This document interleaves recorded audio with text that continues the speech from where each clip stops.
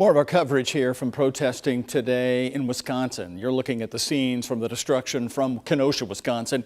The aftermath there is seen from the air also this afternoon. It's the second night of uproar after the shooting of a 29-year-old black man who is now seriously hurt from the shooting.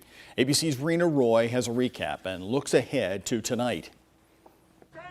Demonstrations are going strong for a third day in Kenosha, Wisconsin. Protesters demanding answers from the police department, going head-to-head with officers as they take to the streets in outrage. We have multiple cars on fire. Torching cars and buildings, plus shattering traffic lights and looting. Authorities pepper spraying and firing tear gas at them after some stayed out past an 8 p.m. curfew. The National Guard has been brought in as backup for local law enforcement. The anger sparked by the shooting of 29-year-old Jacob Blake.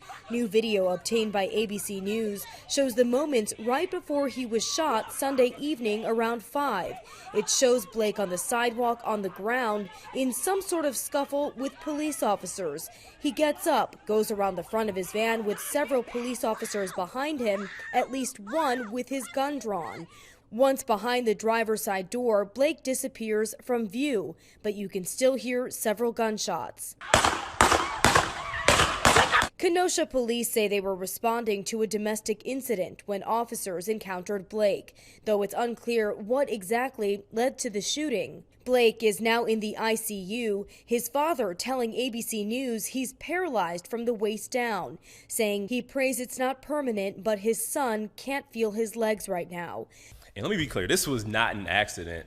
This wasn't bad police work. This felt like some sort of vendetta being taken out on a member of our community. Family attorney Ben Crump speaking on ABC's Good Morning America today. It seems yet again, TJ, that we have police officers who are using excessive, unnecessary force and shooting an unarmed black man in America.